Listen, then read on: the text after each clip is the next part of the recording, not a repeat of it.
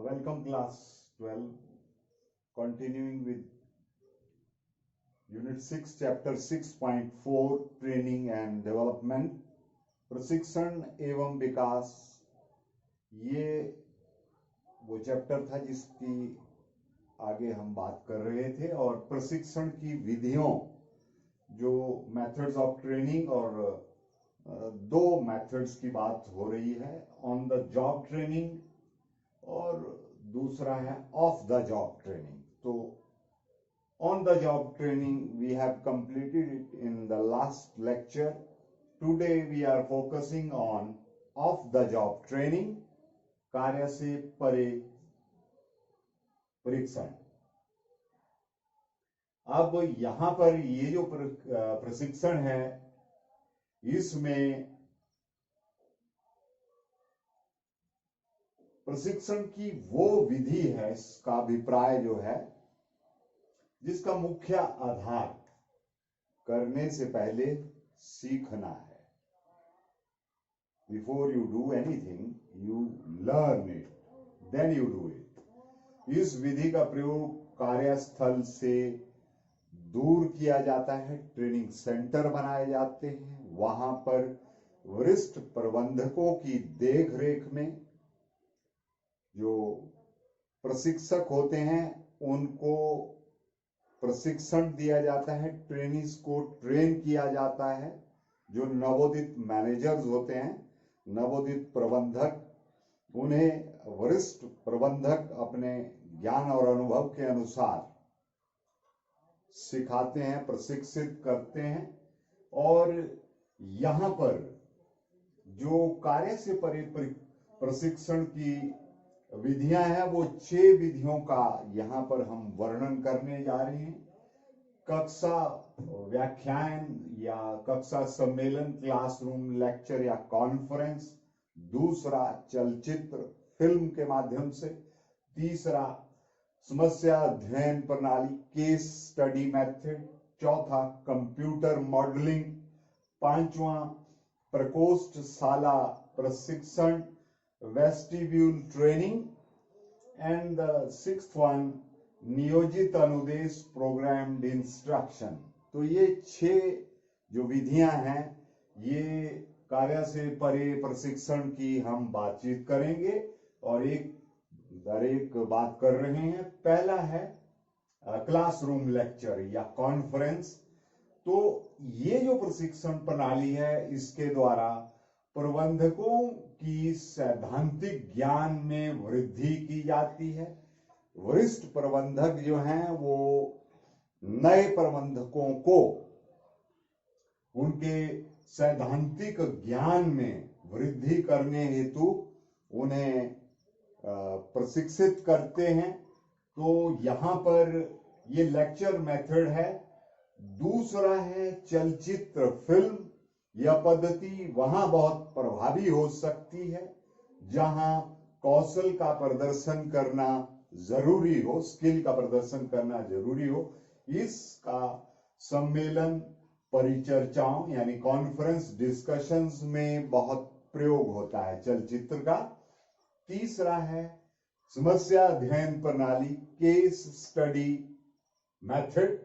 इस मेथड में वरिष्ठ प्रबंधक द्वारा जो प्रशिक्षु मैनेजर्स होते हैं, प्रबंधक होते हैं, जिनको ट्रेन किया जाना है, उनको एक विशेष समस्या सुलझाने के लिए कहा जाता है।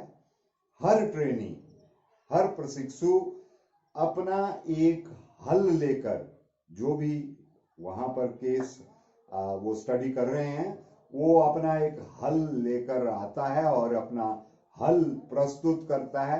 इनफैक्ट सभी जितने भी वहां पर प्रशिक्षु होते हैं, वो सभी ट्रेनिंग्स अपने अपने हल जो हैं वो प्रस्तुत करते हैं।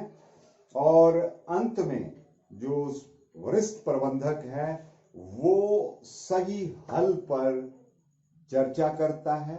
तो इस तरह से बहुत सारे सुझाव आएंगे और जब अनेकों सुझाव सामने आते हैं और उनमें जो त्रुटियां रह जाती हैं, उनको वरिष्ठ प्रबंधक ठीक करते हुए उस समस्या का हल देता है। ये हुई केस स्टडी मेथड, समस्या अध्ययन करने, अब है कंप्यूटर मॉडलिंग।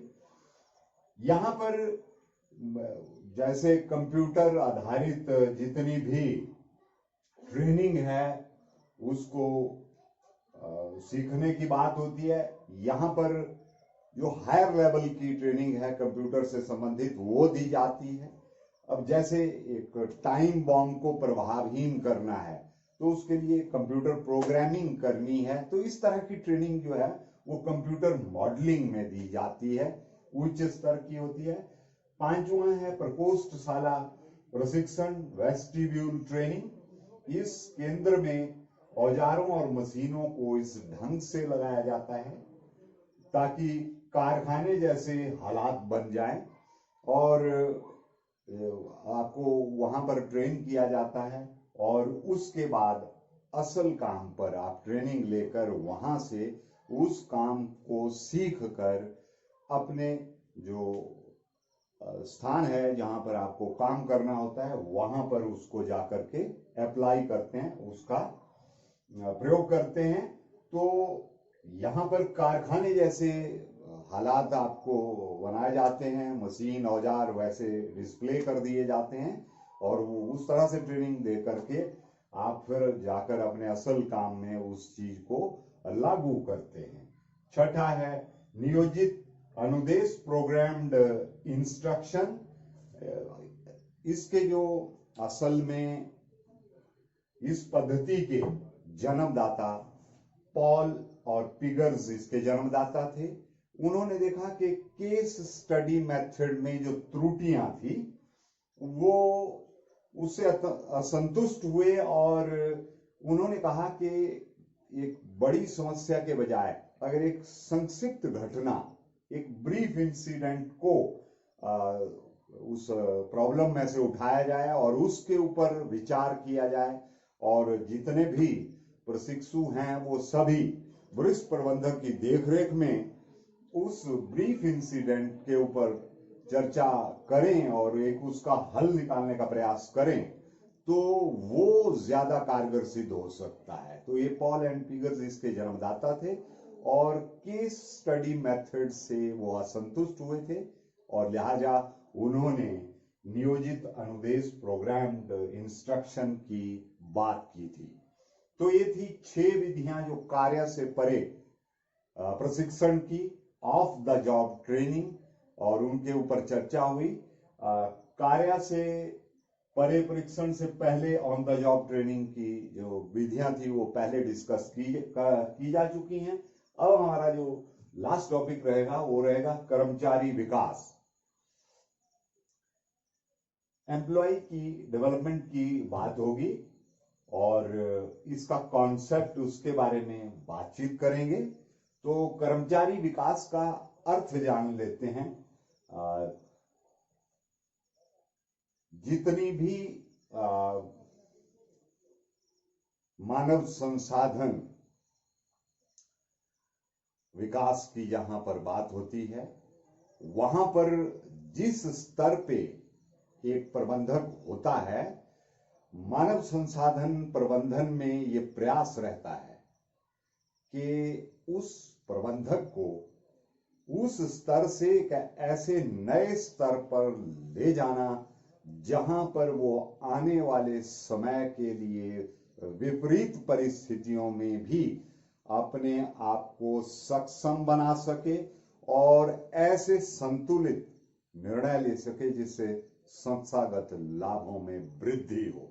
तो जब भी ह्यूमन रिसोर्स डेवलपमेंट की बात होती है, मानव संसाधन की बात करते हैं और मानव संसाधन के अंतर्गत इस चीज के ऊपर, विकास के ऊपर बहुत जोर दिया जाता है कि वर्तमान स्तर को तो बनाए ही रखना है, लेकिन भविष्य में आने वाली ऐसी समस्याओं से पार पाने हेतु भी ज्ञान और कौशल में वृद्धि करते हुए उस प्रबंधक को सक्षम बनाने का काम किया जाता है। तो कर्मचारी विकास के अर्थ में विकास शब्द का अर्थ समझ लेते हैं। भावी क्रियाओं के लिए आवश्यक कौशल विकसित करने के लिए तैयार की गई प्रक्रिया से है। विकास का जो अभिप्राय है वो है भावी क्रियाओं के लिए आवश्यक कौशल विकसित करने के लिए। अब इसकी विशेषताओं के ऊपर भी थोड़ी चर्चा कर लें। ये प्रबंधकों से संबंधित है। जो कर्मचारी विकास का एजेंडा है, ये इसकी कर्मचारी विकास की विशेषताओं की अगर बात करें तो ये प्रबंधकों से संबंधित है। दूसरा, ये भविष्य पर अधिक ध्यान केंद्रित करता है। तीसरा, संपूर्ण व्यक्तित्व विकास पर जोर देता है। चौथा, कर्मचारी विकास की बात हो रही है और विशेषताओं की, प्रशिक्षण के स्थान पर शिक्षण पर जोर दिया जाता है। ट्रेनिंग के स्थान पर टीचिंग पर ज्यादा जोर दिया जाता है। पांचवा, उन मैनेजर्स के अंदर जो छुपी हुई प्रतिभा है उसको सामने लाने का काम ये यहां पर किया जाता है। कर्मचारी विकास की विशेषताओं में ये सम्मिलित है। छठी बात, प्रबंधकों को जो आने वाले चैलेंजेस हैं, चुनौतियां हैं, ऐसी चुनौतीपूर्ण परिस्थितियों के लिए तैयार करना, ये भी इसकी एक विशेषता है। और जो ऑफ द जॉब प्रशिक्षण विधियों का प्रयोग करना, कार्य से परे प्रशिक्षण की विधियों का प्रयोग करने पे जोर दिया जाता है। आठवां, तार्किक योग्यता पर अधिक ध्यान दिया जाता है, तर्क के ऊपर। आखिर कर्मचारी विकास की क्या आवश्यकता है ये भी जान लेते हैं।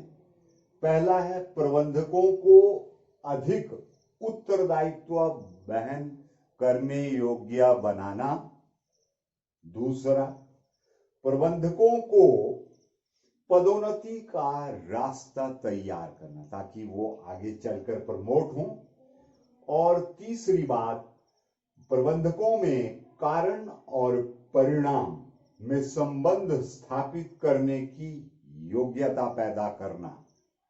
चौथा, प्रबंधकों में प्रभावी निर्णय लेने की स्थिति पैदा करना। पांचवा, संगठन की कार्यकुशलता में वृद्धि करना। छठा, प्रबंध के बाजार मूल्य में वृद्धि करना। तो प्रबंधकों का बाजार मूल्य कैसे बढ़ता है? जब वो अपने काम को ज्ञान और कौशल के साथ, चातुर्य के साथ एक नए स्तर पर ले जाते हैं तो प्रबंधकों का जो बाजार मूल्य है वो ऑटोमेटिकली बढ़ जाता है और दूसरी संस्थाओं से भी उनको ऐसे ऑफर आने लगते हैं कि वो एक हायर सैलरी पे, बढ़े हुए वेतन पे हमारे यहाँ काम करने के प्रस्ताव मिलने लगते हैं। तो ये बाजार मूल्य में वृद्धि है। और अंतिम जो हमारा आज का एजेंडा रहेगा वो है प्रशिक्षण और विकास में अंतर क्या है। अब हमने प्रशिक्षण के बारे में भी बात कर ली, समझ लिया, विकास की बात भी कर ली। आइए जानते हैं कि इन दोनों में अंतर क्या है। अंतर का आधार लेकर के हम पॉइंट वाइज इसको डिस्कस करेंगे। तो प्रशिक्षण में जो पहला पॉइंट है, हम अर्थ से शुरू करते हैं। और प्रशिक्षण, ट्रेनिंग, इसका अर्थ है ज्ञान तथा कौशल में वृद्धि करना। विकास की जहां तक बात है, सीखने की प्रक्रिया से संबंधित है। यह सीखने की प्रक्रिया से संबंधित है। दूसरा, उद्देश्य जानते हैं ट्रेनिंग का, प्रशिक्षण का, विशेष कुशलता में वृद्धि करना।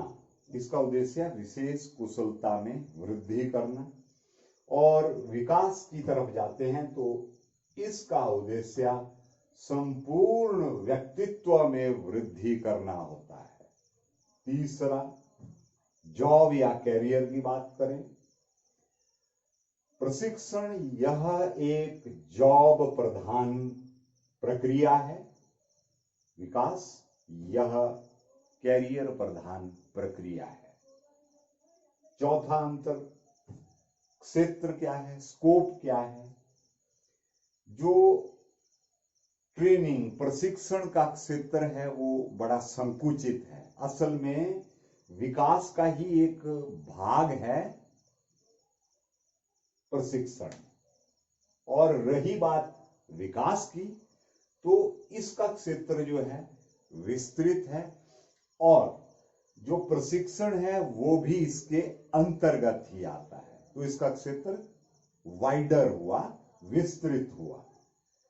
प्रकृति, नेचर की बात करें, जहां तक ट्रेनिंग की बात है, प्रशिक्षण की, इसका संबंध कार्य से है। It is work related activity. And development, विकास जो है, यह व्यक्ति से संबंधित प्रक्रिया है। तो ये रहे 5 अंतर। और इस तरह से chapter 6.4 which is training and development, प्रशिक्षण एवं विकास, it comes to an end. I suppose, I hope you must have followed these all brief instructions and you must have enjoyed. So continuing with the same spirit, I must say that सुरक्षित रहें, stay home, stay safe and stay healthy. मिलते हैं अगले video में एक नए lecture में, एक नए टॉपिक के साथ। तब तक के लिए जय हिंद।